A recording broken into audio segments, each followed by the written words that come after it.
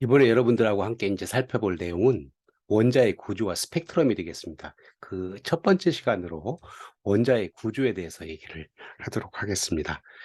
자, 여러분들 구독과 알림 설정 그리고 좋아요 부탁하고요. 원자라고 하는 것은 여러분들이 이제 많이 들어봤고 그리고 이제 공부도 했고 꽤 많이 알고 있습니다. 그런데 여기서 우리는 그 물리학 2를 공부하는 범위 내에서 그 원자라고 하는 것을 가지고 뭐 전기적인 특성, 화학적인 특성도 이제 화학을 공부를 하면서 합니다만 물리에서는 이제 전기적인 특성에 더 초점을 맞추죠. 아무튼 화학적인 특성이나 전기적인 특성이나 원자가 어떻게 구성되어 있는 것인가 하는 것을 이제 알면 되는데 역사적으로 그 아주 오래전부터 철학자, 과학자 이런 사람들이 물질은 무엇으로 이루어져 있는 것인가 하는 것을 궁금증을 가지고 계속해서 연구를 해서 지금 이제 현재 상태의 원자까지 연구가 되고 앞으로도 계속해서 이제 그 원자들을 더 이제 쪼개고 쪼개서 그 연구를 하고 있는 거죠. 우리가 이제 일반적으로 알고 있는 현재 알고 있는 그런 원자 구조부터 공부를 하고 나서 그 역사적인 주요 역사적인 뭐 내용들을 살펴보도록 하겠습니다.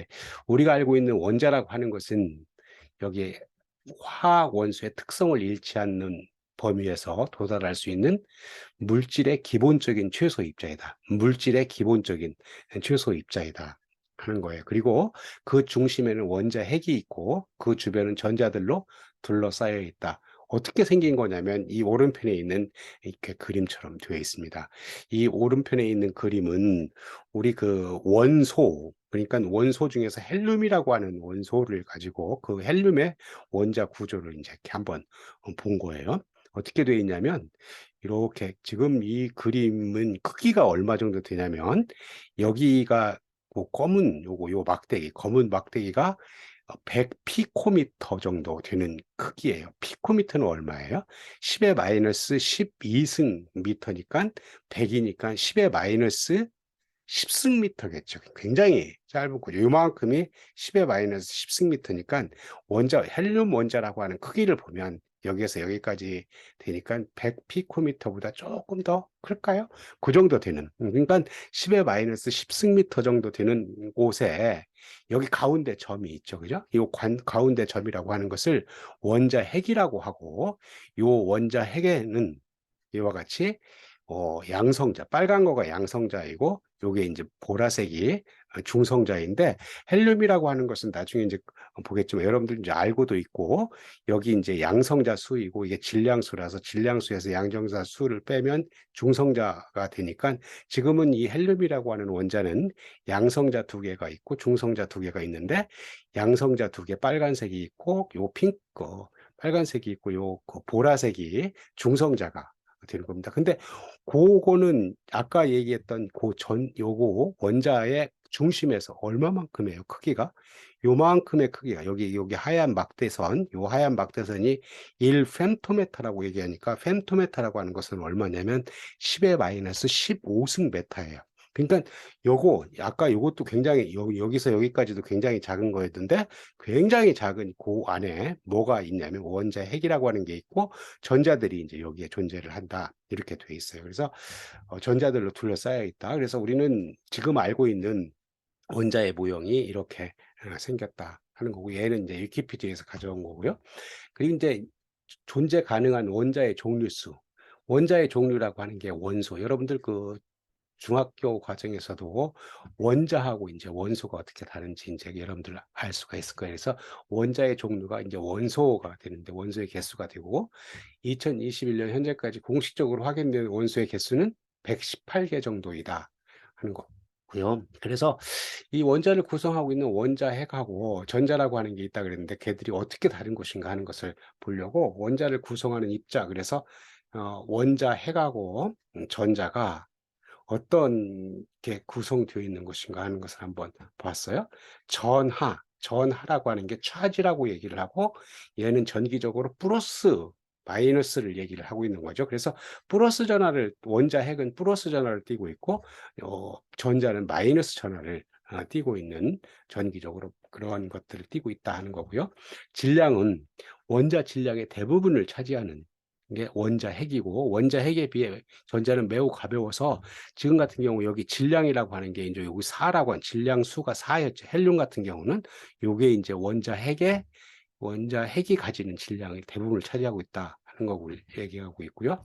특징을 보면 이 원자 핵이라고 하는 거, 여기 원자 핵이라고 하는 것은 플러스 전하를 띠는 양성자와 전하를 띠지 않는 중성자. 전하를 띠지 않는다는 것은 플러스 전하도 아니고 마이너스 전하도 아닌 전기적으로는 중성이다. 그런 얘기예요. 중성자를 갖고 있다. 그리고 원자의 종류에 따라 양성자 수가 달라진다. 원소의 종류에 따라서 양성자 수가 달라진다고 하는 것은 그 주기율표에 있는 것들이 되겠죠. 그래서 뭐 우리 수소, 헬륨, 리튬, 리베브, 근자는 그렇게 외우는데 여러분들도 이제 조금 이따 주기율표를 볼 거예요. 그래서 원자의 종류, 원소에 따라서 양성자 수가 달라지는 여기 2가 이제 여기서는 양성자 수가 되죠. 헬륨 같은 경우는 전자 같은 경우는 이제 전기적으로 중성인 원자 내의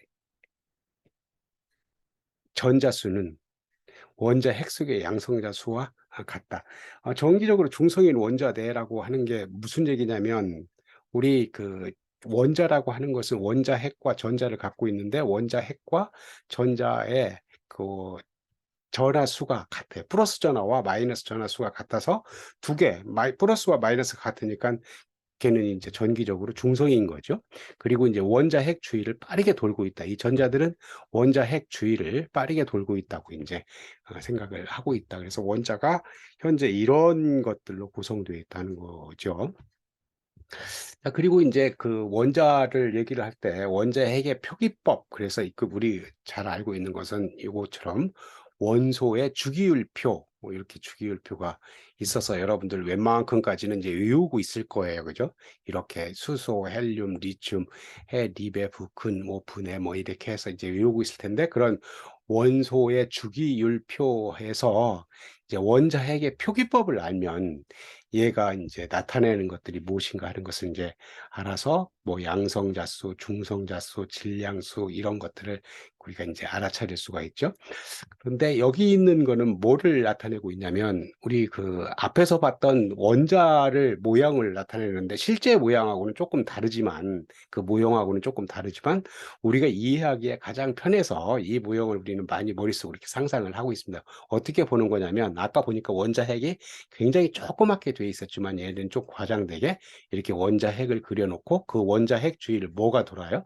전자가 도르니까 지금 같은 경우 노란 점들이 전자겠죠. 그죠? 원자 핵 주위를 돈다. 그러면 빨간 거는 양성자가 되겠고 이 파란 거는 이제 중성자가 돼서 원자 핵에는 양성자하고 중성자가 이렇게 그 있어서 얘가 대부분의 질량을 차지한다고 얘기를 했었죠. 그래서 이렇게 생긴 모양의 원자를 표기를 하면 이와 같이 표기를 해요. 그래서 X라고 하는 게 뭐냐 그러면 원소 기호예요. 원소 기호라고 하는 것은 원자의 종류니까 세상에 존재하는 물질들 중에 이제 그걸 제일 짧게 쪼개거가 이제 되겠죠. 그래서 여기 원소 기호라고 하는 것은 여기 H 수소, 여기 He 헬륨, Li 리튬 이렇게 하는 것들이 원소 기호가 돼요. 그러니까 X라고 하는 것 대신에 여기다가 H라고 이렇게 쓸 수가 있죠. 여기처럼 이렇게 H를 쓸 수가 있는 거고, 그리고 이제 여기 Z 원자, G는 원자 번호이면서 양성자 수다.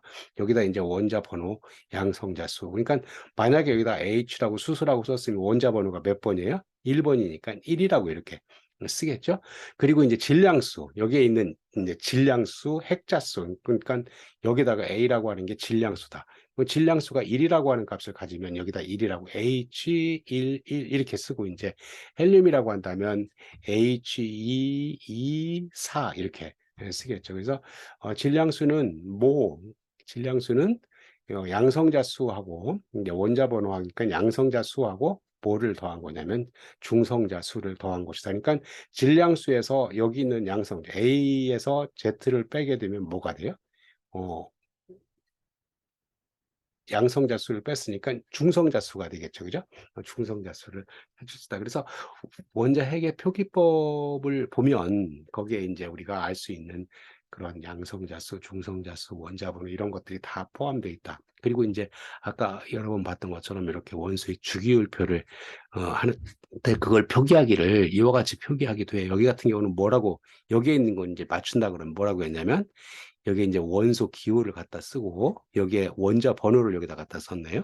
그리고 이제 이름 여기 그 하이드로젠 그러니까 수소 그리고 이제 심볼 기호 H 어토믹 웨이트 그러니까 질량 1.008 해서 여기다 갖다가 이렇게 쓸 수도 있다. 그리고 이런 원자들에서 양성자 한 개의 플러스 전하량과 전자 한 개의 마이너스 전하량은 같다. 그러니까 여기 같은 경우 이렇게 생겨서 여기 빨간 거가 플러스 전하량 양성자라고 한다면 그 양성자 수하고 여기 노란 거 전자들 수가 서로 같지요. 그죠? 같고 플러스 전하량과 마이너스 전하량이 같기 때문에 전체적으로 보면 전기적으로 이제 얘는 중성이 되겠다 하는 거고 그리고 이제 원자 핵을 이루는 양성자 수는 원자의 종류에 따라 다르지만 각각의 원자는 양성자 수와 같은 수의 전자를 가지므로 원자 자체는 전하를 띠지 않는다. 이제 금방 얘기한 것처럼 전하를 띠지 않는다는 게 뭐예요? 전기적으로 중성이다 하는 것을 얘기를 하고 있습니다. 자, 여기까지가 우리가 이제 알고 있는, 요즘 알고 있는 그런 원자의 개념이고, 그런 원자의 개념을 알 때까지 많은 사람들이 물질은 어떻게 구성되어 있는 것인가 하는 것을 연구를 많이 했다 그랬어요. 생각도 많이 하고. 그래서 아주 먼 옛날에는 물질을 계속 쪼개면 발견하게 되는 원자인데, 아주 먼 옛날에는 사람들은 어떻게 생각하냐면, 이 세상 모든 물질은 물, 불, 흙, 공기의 4개의 원소로 이루어졌다고 믿었어요. 그런데 이 믿음이 생각보다 훨씬 오래 17세기가 되어서도 계속 믿음을 이제 그렇게 믿었죠. 그러다가 이렇게 하면서 그때 가서 이제 요 물, 불, 흙, 공기가 물질의 최소 단위가 아니고 여러 성분이 섞인 혼합물이거나 분자라는 개념이 이제 처음 나오는 거죠. 분자라는 것을 알게 되었고 이 과정에서 더 이상 쪼개지지 않는 원소의 개념을 발견하게 되었다. 원소의 개념이라고 하는 게 아까 주기율표에 나왔던 각각의 물질의 성질을 갖고 있는 그런 것들이죠. 그죠?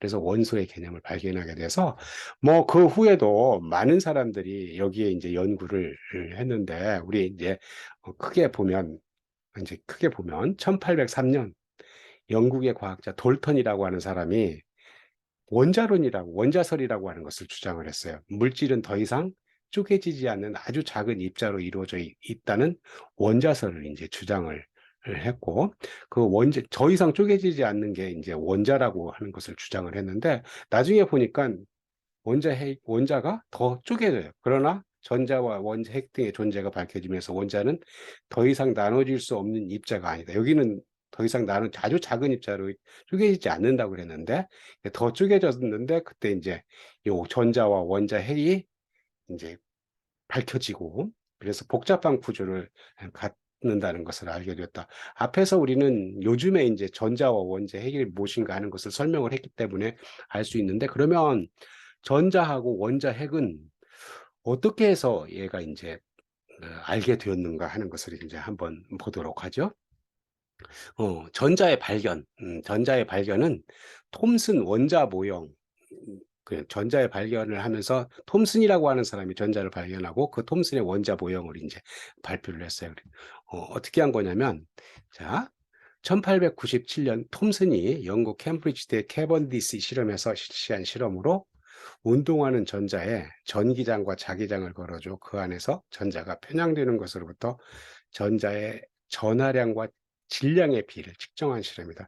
여기서 이제 그 실험을 했는데 실험 장치가 이제 두 개가 이렇게 있어요. 근데 아무튼 두 개 다가 요 음극이라고 하는 거에서 음극이라고 하는 게 뭐냐면 요 진공 상태에다가 플러스 전하를 걸고 마이너스 전하 요 플러스 극과 마이너스 극인데 얘를 이제 방전을 시키면 여기서 뭔가가 나온다. 여기 나오는 거, 요 음극에서 뭔가가 나오는 거를 이제 측정을 하기 시작했어요. 그래서 얘를 나오는 것을 음극선이라 그랬어요. 음극선, 캐소드 레이. 그래서 음극선이라고 하는 게 이렇게 나왔어요.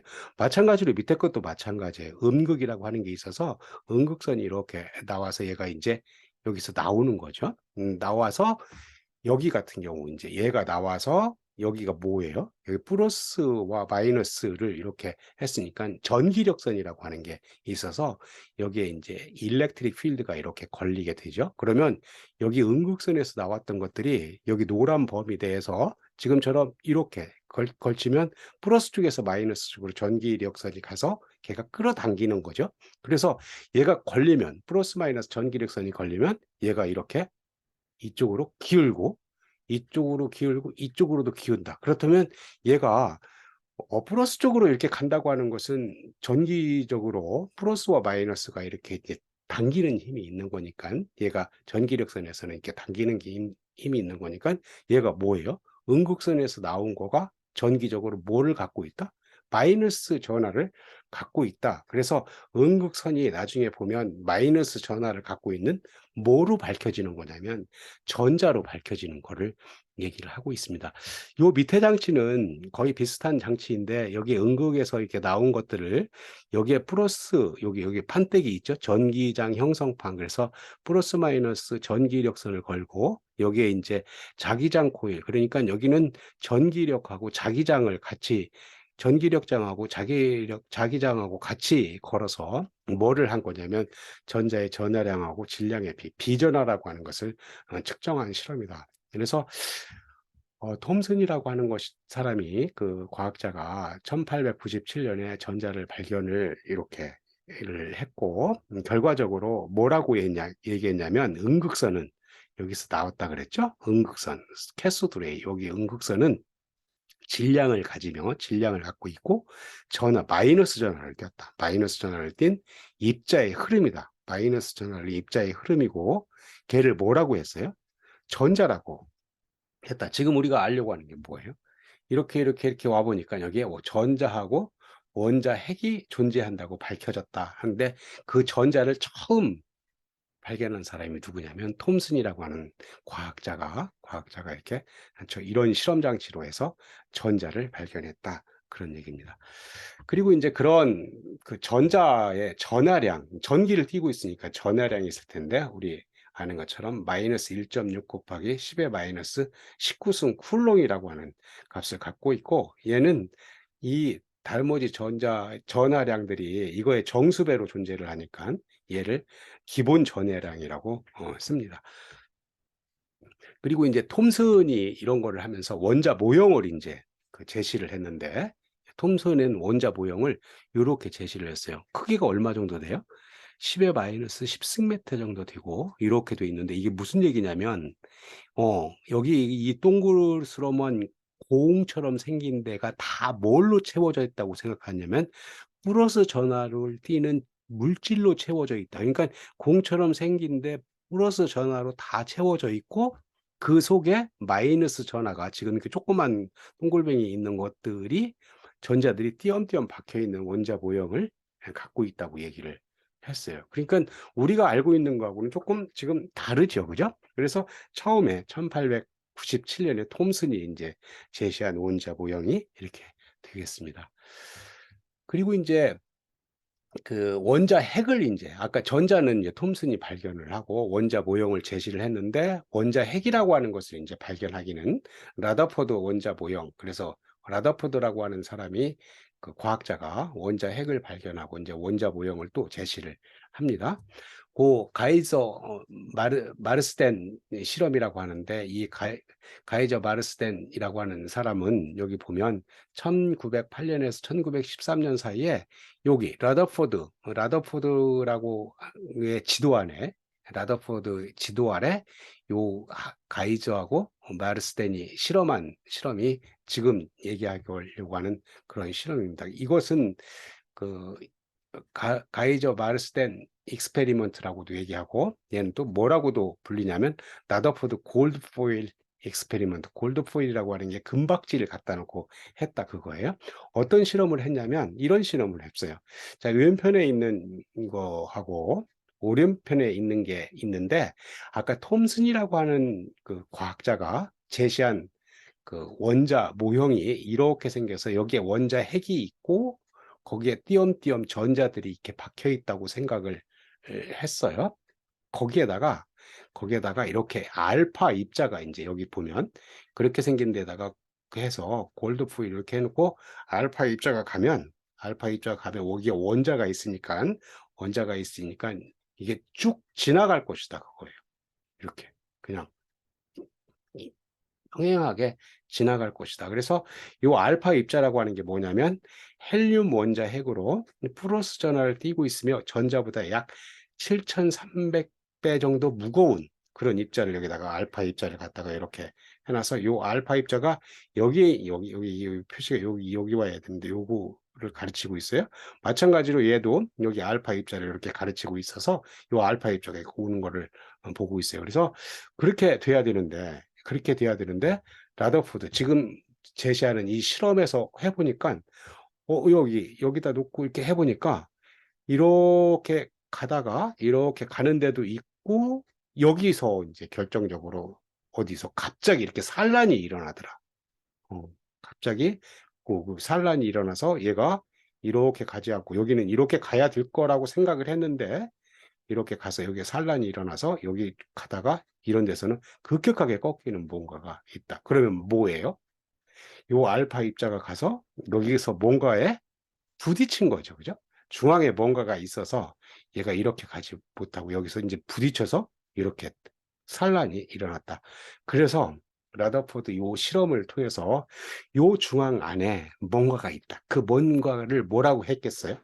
그쵸. 원자 핵이라고 이제 얘기를 해서 라더퍼드 원자 모형에 나타낸 이제 리튬으로 보게 되면 여기 원자 핵이 있고 전자들이 돌고 있다. 그러니까 톰슨이 제시한 이런 원자 모형은 완전히 틀린 거죠. 그죠? 이렇게 완전히 틀려서 여기 원자 핵이라고 하는 것은 이제 중앙에 있는 거다. 그러니까 원자 핵은 지금 제일 처음에 앞에서 설명한 것처럼 원자 핵은 전체의 원자 중에 아주 중앙에 조그맣게 있는 그런 것들로 되어 있다. 물론 이제 라더포드 모델도 조금 이제 틀린 면이 생기긴 하는데 톰슨 모델하고는 완전히 다른 그런 것들을 갖고 있다. 그래서 여기서 이제 한 거는 뭐냐면 원자 핵을 제대로 이제 발견을 했다. 그래서 우린 라더포드 원자 모형으로 나타낸 라더포드는 그래서 이제 이런 실험을 해서 어떤 모델을 제시해요.